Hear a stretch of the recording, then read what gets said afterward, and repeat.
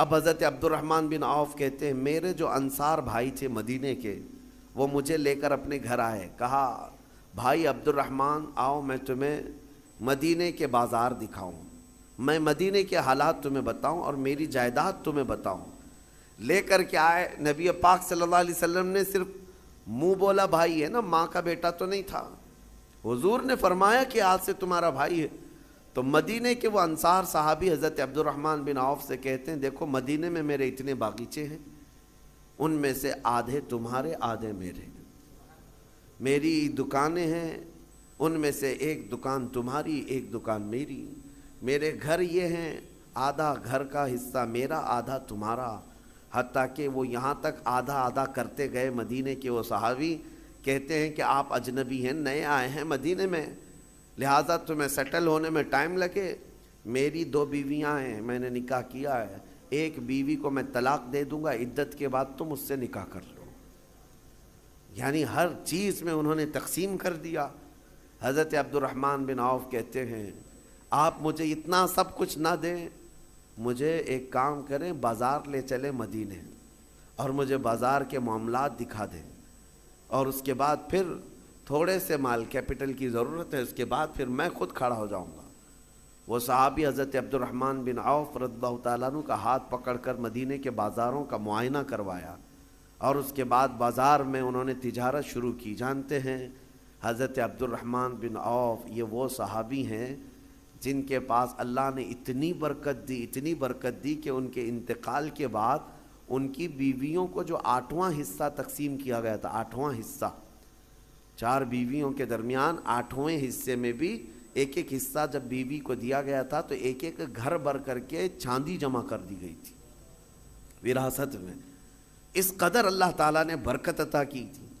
لیکن یہ کیسے ممکن ہوا کہ ایک مالدار صحابی نے ان کا ہاتھ پکڑ کر بازار میں کھڑا کیا اور انہیں کام پر لگایا اور تجارت سکھائی؟ یہ طریقہ کار تھا۔ آج جو سرمایہ دار لوگ ہیں ان کی خواہش صرف یہ ہوتی ہے کہ کتنا کمائیں ہم غریبوں سے، لوگوں سے کتنا مال ہمارے پاس آئے، پروفٹ چاہیے، جہاں سے آئے جمع کرتے جاؤ۔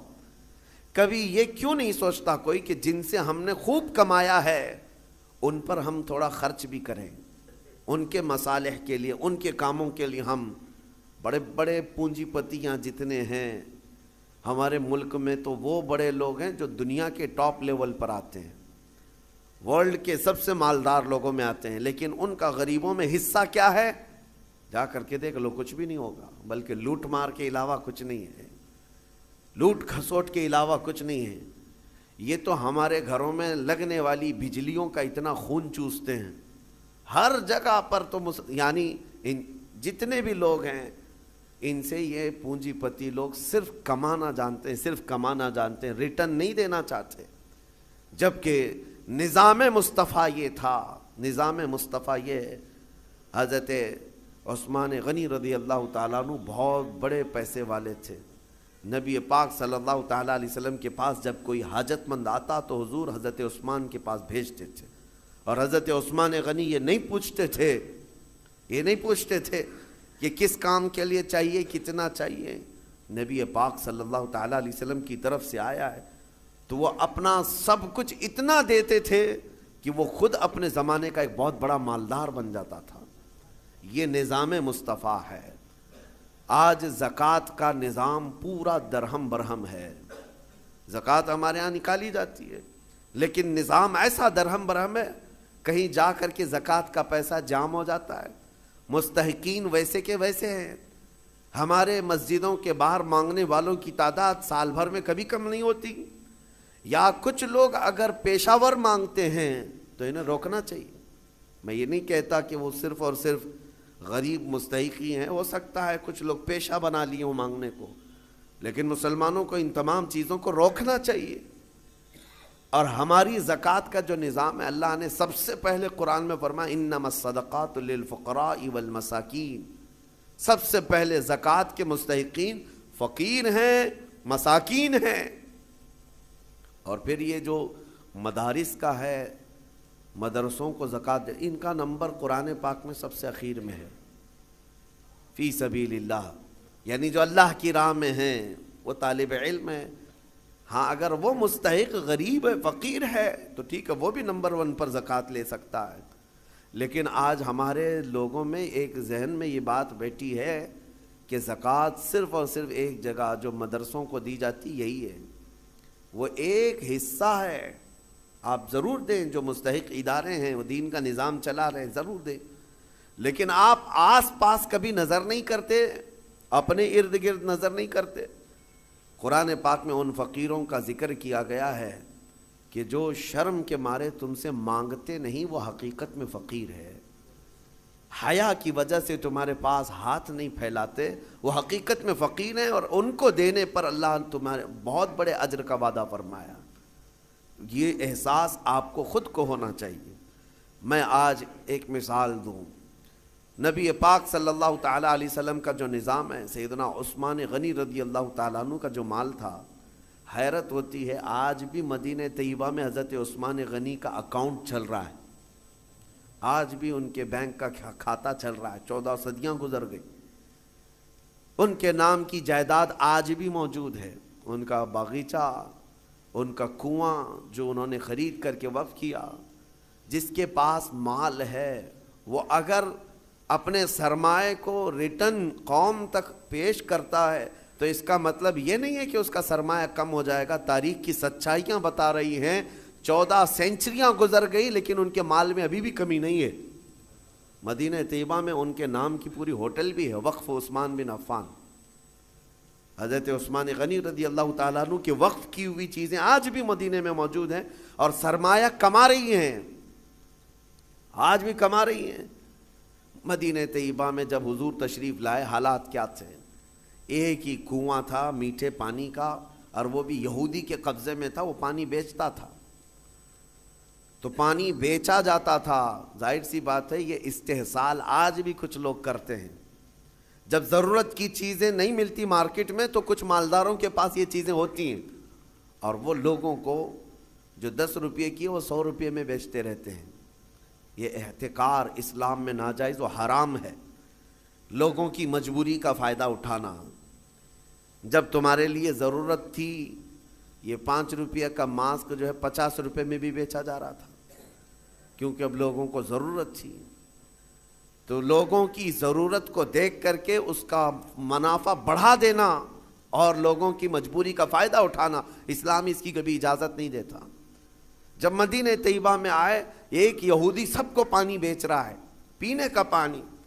صحابہ جو غریب تھے حضور کی بارگاہ میں آئے، عرض کیا کہ یا رسول اللہ صلی اللہ علیہ وسلم اتنی غریبی ہے کہ ہم پانی خرید کر نہیں پی سکتے. حضور اکرم صلی اللہ تعالیٰ علیہ وسلم نے اعلان فرمایا کوئی ہے ہم میں سے جو اس کنویں کو خرید کر کے اللہ کی رضا کے لیے وقف کرے اور مسلمانوں کو پانی پہنچائے، اس کے لیے اللہ تعالیٰ جنت کی پوری نہر عطا فرمائے. حضرت عثمان غنی کھڑے ہوئے، مال والے تھے، پیسے تھے. کہا کہ یا رسول اللہ صلی اللہ علیہ وسلم مجھے اجازت دیں میں یہ سودا کرتا ہوں. گئے لیکن ماننا بھی تو چاہیے. جو مالک ہے کنویں کا اس کے پاس آئے، یہودی تھا. اس سے کہا تو یہ کنواں مجھے بیچ دے، اور ریٹ لگانا شروع کیا. کتنا جو تھا ہی نہیں اس وقت کا ریٹ. آپ نے 1000 درہم سے شروع کیا. 1000 2000 3000 4000 درہم چاندی کے سکے کو کہتے تھے. 10,000 درہم پر بھی لگائے، وہ دینے کو تیار نہیں ہوا. کہا نہیں میں بیچوں گا نہیں کنواں. پھر حضرت عثمان غنی نے ایک راستہ ہی نکالا. کہا اچھا ٹھیک ہے تو نہیں بیچے گا، پارٹنرشپ میں تو کر لیتے ہیں، آدھا آدھا کر لیں گے. تو آدھا مالک میں آدھا مالک، ایک دن تو بیچ ایک دن میں بیچوں گا. وہ اس بات پر راضی ہوا کہ کنواں تو میرے پاس ہی رہے گا، پارٹنرشپ میں لے لوں گا. 12,000 درہم چاندی کے سکے دے کر حضرت عثمان غنی نے کنویں کی آدھی ملکیت اپنے حاصل کر لی، آدھی ملکیت لے لی. اب اس کے بعد طے یہ پایا تھا کہ ایک دن یہودی کے قبضے میں رہے گا، ایک دن حضرت عثمان غنی کے قبضے میں رہے گا. اس کے قبضے میں جب ہے وہ پانی بیچے، جب ان کے قبضے میں ہو تو یہ پانی بیچے. حضرت عثمان نے آدھا پارٹنرشپ میں لیا اور مدینے میں آ کر اعلان کر دیا جسے پانی چاہیے وہ میری باری کے دن مفت میں لے جائے. جس کو اپنے پانی کی ضرورت ہے، مدینے کے غربا، مساکین اور سب اہل مدینہ حضرت عثمان کی باری کا انتظار کرتے. جس دن ان کی باری ہوتی سب پانی لے لیتے، اور جب یہودی کی باری ہوتی وہ مکھیاں مارتا بیٹھتا. کون خریدتا؟ جب پانی مفت میں تقسیم ہو رہا ہو تو پیسے دے کر اس سے کون لیتا؟ تو اس نے جو سودا کیا تھا پھر وہ کہنے لگا کہ میں تو گھاٹے کا سودا کر لیا. عثمان چالاکی کر گیا، یہودی کہتا رہا، اور اس کے بعد کئی دن تک اس کے کنویں پر کوئی خریدار نہیں آتا. تو اب حضرت عثمان کے پاس وہ آیا اور کہا باقی آدھا بھی خرید لو، آدھے کی جو پارٹنرشپ چلا رہے ہو باقی آدھا بھی تم خرید لو. حضرت عثمان غنی اس وقت کہتے ہیں اب مجھے خریدنا نہیں ہے، پارٹنرشپ میں ہی چلیں گے، آدھے آدھے پر ہی چلیں گے. پھر حالات یہاں آئے کہ بہت اونے پونے اس یہودی کو چند سکوں پر، چند درہموں پر اپنا پورا کنواں دے کر جانا پڑا. حضرت عثمان غنی نے بہت مختصر سی دولت سے باقی کا کنواں خرید لیا، اور اس کے بعد بارگاہ رسالت مآب صلی اللہ علیہ وسلم میں حاضر ہوئے. عرض کرتے ہیں یا رسول اللہ صلی اللہ علیہ وسلم، اس کنویں کی ملکیت مجھے پوری کی پوری حاصل ہو گئی. میں آپ کو گواہ بنا کر عرض کرتا ہوں میں اس کنویں کی ملکیت سے دستبردار ہوتا ہوں. آج سے یہ کنواں صرف اور صرف اللہ کے نام پر وقف ہو گیا. جسے پانی چاہیے وہ کنواں آج بھی 1400 سال کے بعد پانی دے رہا ہے، مدینے میں آج بھی موجود ہے. پورے مدینے کو پانی پلایا. مدینے والے جب تک رہے پانی پیتے رہے. پورے خلفائے راشدین کا دور گزرا، صحابہ تابعین کا دور گزرا، نہ جانے کتنے بادشاہوں کا دور گزرا، وہ کنواں اسی طرح موجود ہے. آج کے دور میں بھی جا کر کے دیکھیں، پورا ایک محلہ ہے بیر عثمان نام سے مدینے میں. بیر عثمان کا مطلب ہوتا ہے عثمان کا کنواں، پورے محلے کا نام ہے. یہ میں آپ کو یہ کہنا چاہتا ہوں، اللہ نے اگر آپ کے پاس کوئی چیز دولت عطا کی، نعمت عطا کی، اس کو اگر مخلوق خدا پر ریٹرن کرتے ہو ختم نہیں ہوتا، مولا ہمیشہ کے لیے قائم فرما دیتا ہے. اور قرآن میں وَأَمَّا مَا يَنْفَعُ النَّاسَ فَيَمْكُثُ فِي الْأَرْضِ، جو لوگوں کو نفع دیتا ہے وہ زمین میں ہمیشہ برقرار رہتا ہے. لوگوں کو نفع دیتا ہے وہ زمین میں برقرار رہ جاتا ہے. آج کے اس ظالمانہ نظام کے خلاف میں بات کروں گا. اقوام متحدہ UN کی رپورٹ کے اعتبار سے، ابھی پچھلے سال کی بات کر رہا ہوں، 2022 میں تقریباً 53 کنٹریز ایسی ہیں جس میں 11.5 کروڑ لوگ صرف بھوک کی وجہ سے مرے ہیں. 11.5 کروڑ لوگ بھوک مری. یہ دنیا کا اتنا بڑا وہ ہے. میں پوچھنا چاہتا ہوں، یہ رپورٹ نکالنے والے وہ بڑا ادارہ ہے، اقوام متحدہ UN، جن کے پاس بڑے بڑے کنٹریوں کے بادشاہ آ کر بیٹھتے ہیں میٹنگوں کے لیے. تو رپورٹ نکالنے والوں کو کیا یہ شرم نہیں آتی کہ افریقہ کے غریب بچوں کی تصویریں چھاپ دیتے ہو؟ عربوں کی سونے کی کرسی کو کبھی کیوں نہیں ہلا کر کے پوچھتے کہ تمہارا ایک لقمہ ان کی زندگی بناتا ہے؟ کیوں نہیں پوچھا جاتا؟ دنیا میں یہ نظام نہیں ہے. دنیا آج مالداری کے حصول میں اور کمپٹیشن میں اتنی آگے بڑھ رہی ہے، ہر کوئی مال میں کمپٹیشن کرنا چاہ رہا ہے. آج عربوں کی حالت بھی دیکھیں آپ جا کر، وہ اونچی بلڈنگیں بنانے میں ایک دوسرے کی دوڑ میں لگے ہوئے ہیں. کسی کو 150 منزلے کی بنانی ہے، کسی کو 200 منزلے کی بنانی ہے، اور ایسے ایسے پروجیکٹ پلان لوگوں کے درمیان متعارف کرانا چاہتے ہیں. سعودی بھی دوڑنے لگ گیا، قطر بھی دوڑ رہا ہے، UAE بھی دوڑ رہا ہے. مال کی ریل پیل اتنی ہے، لیکن ان کے قریب میں یمن کے 50 لاکھ لوگ بے گھر ہیں.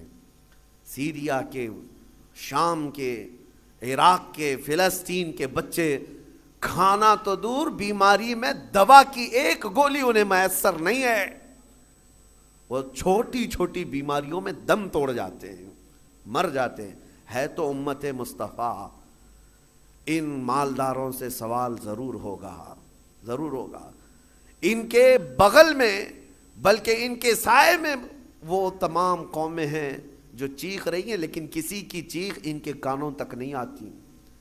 آپ جا کر کے دیکھیں، کھانا ان کے کھانے کا طریقہ یہ ہے کہ 2-4 ہاتھ بڑے برتن پر رکھ کر کے عرب اس کو فیشن سمجھتے ہیں، باقی پورا کھانا گٹر میں پھینک دیا جائے.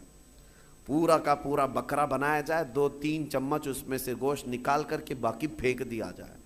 یہ ہم نے اپنی آنکھوں سے دیکھا ہے، 1-2 نہیں، کئی کنٹل کی تعداد میں کھانا اس طرح پھینک کر کے بہا دیا جاتا ہے، اور ایک طرف ایک بریڈ کے لیے، ایک روٹی کے لیے سیریا میں بچے دھوپ میں دن بھر قطار لگا کر کھڑے ہوتے ہیں۔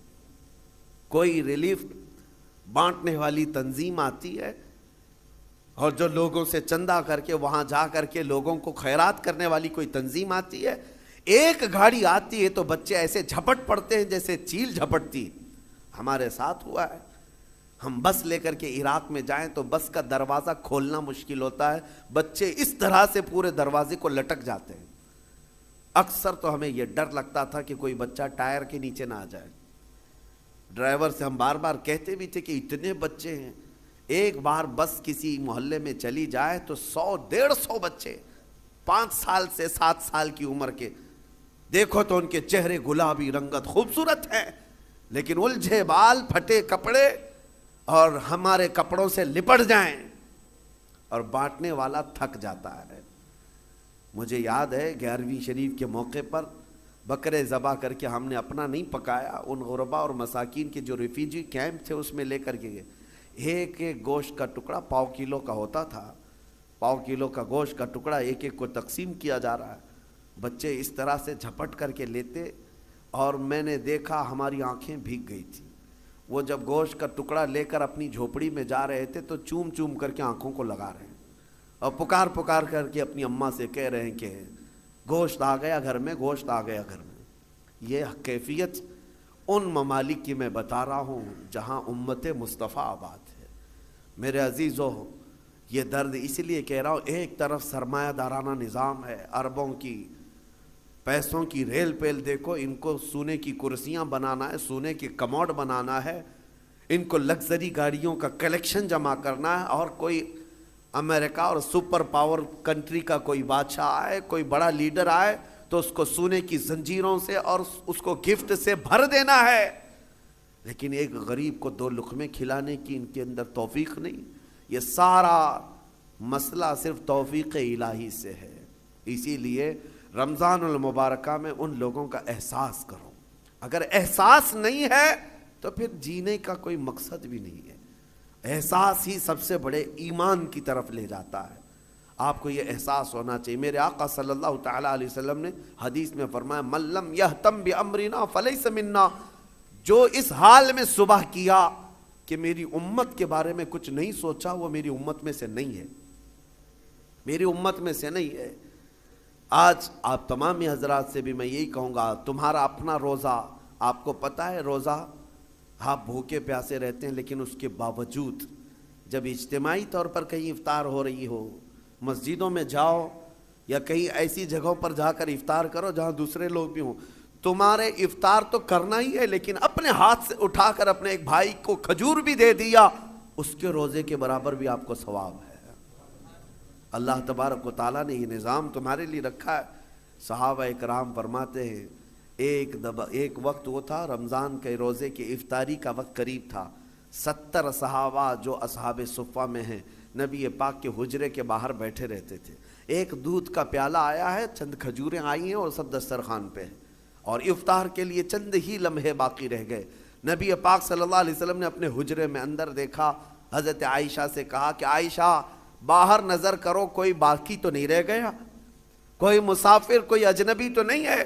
حضرت عائشہ کہتی ہیں وہ کھڑکی سے اندر سے جھانک کر دیکھتی ہیں، جنت البقیع قبرستان حضور کے حجرے سے تھوڑی دور پہ ہے، ایک درخت تھا غرقد کا، اس درخت کے نیچے کوئی ایک مسافر آیا ہے اور الجھے ہوئے بال ہیں، کہیں لمبے سفر سے آیا، وہ اپنی سواری کو باندھ رہا ہے۔ حضرت عائشہ نے کہا یا رسول اللہ صلی اللہ علیہ وسلم، کوئی دور کا مسافر لگتا ہے اور غرقد کے نیچے کھڑا ہے، افطار کرنے کے لیے میرے آقا بیٹھے، چند لمحے باقی رہ گئے تھے۔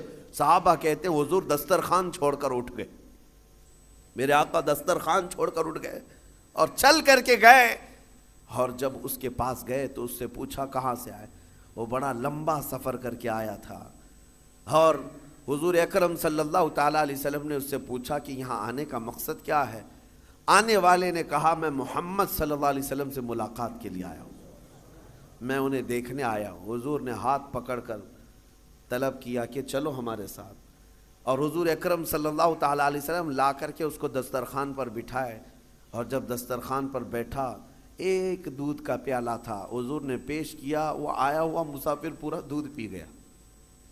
یہاں کسی کے لیے سب روزے والے لوگ ہیں، دودھ پی گیا۔ نبی پاک صلی اللہ تعالیٰ علیہ وسلم مسکرائے، اور کھجور حضور نے اپنے منہ سے تھوڑی سی کھائی اور صحابہ کو دیا۔ صحابہ کہتے ہیں ساروں نے وہی کھجور کھائی، سبوں نے وہ کھجور کھا لی۔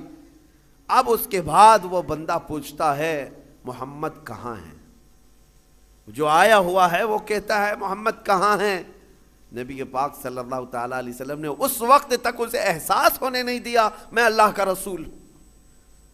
سب سے پہلے اس کا پیٹ بھر جائے، سب سے پہلے اس کی ضرورت پوری ہو جائے۔ پھر صحابہ نے کہا تیرا ہاتھ جس نے تھاما تھا وہی اللہ کا رسول ہے، وہی محمد عربی صلی اللہ تعالیٰ علیہ وسلم ہے۔ اے احساس ہے میرے عزیزو، آج اللہ تعالیٰ نے کوئی چیز تمہارے پاس دی ہے تو ذخیرہ اندوزی کے جرم میں کبھی مبتلا مت ہونا۔ ذخیرہ اندوزی کا مطلب یہ کہ خزانے جمع کرتے رہو کرتے رہو۔ قرآن کہتا ہے والذین یکنزون الذهب والفضة ولا ينفقونها في سبیل اللہ فبشرهم بعذاب علیم۔ اللہ فرماتا جو خزانہ جمع کر رہے ہیں، سونا چاندی ذخیرہ کرو ذخیرہ کرو، تمہیں جتنا جمع کرنا ہے جمع کرو، لیکن اس کا حق ادا نہیں کیا، اس کی زکوٰۃ نہ نکالی۔ اللہ فرماتا ہے اے حبیب ان لوگوں کو بشارت دے دیں دردناک عذاب کی۔ یوم یحمى علیہا فی نار جہنم فتکوی بہا جباہہم وجنوبہم وظہورہم ھذا ما کنزتم لانفسکم فذوقوا ما کنتم تکنزون۔ قیامت کے دن اللہ فرما رہا ہے اس دن آگ تپائی جائے گی جہنم کی، اور پھر یہ جو لوگ ذخیرہ اندوزی میں ملوث تھے ان کی پیشانیوں کو داغا جائے گا، ان کی پیٹھ کو داغا جائے گا، ان کے دونوں بازوؤں کو داغا جائے گا، اور پھر ان سے کہا جائے گا چکھو یہ تمہارا وہی مال ہے جس کو تم جمع کر کے سانپ کی طرح بیٹھے رہتے تھے۔ اگر اللہ نے دیا خوب جمع کرو، خوب حاصل کرو، لیکن اس کا حق بھی ادا کرو، اس کا حق ادا کرو۔ آج حالات ہمارے پوری امت کے لیے اس قدر دردناک ہیں۔ میں ایک ریکویسٹ کر کے اپنی گفتگو کو ختم کرتا ہوں۔ افطار روزانہ کرتے ہیں، دسترخوان پر بیٹھتے ہیں، تو جب کھجور اٹھائیں، ہو تو نہیں سکتا، ہماری طاقت نہیں ہے کہ ہم چل کر کے ملک شام پہنچ جائیں، چل کر کے ابھی ہم عراق پہنچ جائیں، چل کر کے ابھی ہم یمن چلے جائیں، لیکن دسترخوان پر کھجور اٹھا کر بارگاہ رب العزت میں یوں تو کہہ سکتے ہو مولا مجھے تو نعمتیں کھلا رہا ہے، تیرے حبیب کی امت میں چھوٹے بچے بھوک سے بلک رہے ہیں، اے اللہ تو نے مجھے کھجوروں کی نعمت دی ہے، اے کریم خدا ان پر تو اپنا خان نعمت وسیع فرما دے، میرے حبیب کی امت پر تو رحم کی چادر پھیلا دے، ان کے آزمائش کے دنوں کو تو مولا اب ختم فرما دے۔ یہ دعا روزانہ افطار میں ضرور کر لینا۔ اس لیے میں کہہ رہا ہوں کہ اگر تمہارے دل میں احساس بھی پیدا ہوا، قیامت کے دن یہ نیت بھی دیکھی جائے گی کہ یہ چل کر کے تو نہیں گیا، لیکن ان کے درد کا درد یہ یہاں بیٹھ کر کے بھی محسوس کرتا تھا، اس کی بھی بخشش کی جائے گی۔ اللہ کریم رمضان المبارکہ کی ان خیر والی ساعتوں میں ان تمام غریب امت مصطفیٰ پر رحم و کرم کی بارش نازل فرمائے، مولا ان سب کو امن کی سانسیں عطا فرمائے۔ رب ذوالجلال اس پاک مہینے میں ان غربا اور یتیموں کو جن کے ماں باپ کا سایہ ان کے سروں سے اٹھ چکا ہے، جن کا کوئی حامی و مددگار نہیں، مولا تو ان کا حامی و مددگار بن جا۔ اے کریم خدا تو ان کا ناصر و وکیل ہے، اے اللہ غیب سے ان کے لیے اسباب پیدا فرما۔ وآخر دعوانا ان الحمد للہ رب العالمین۔ السلام علیکم۔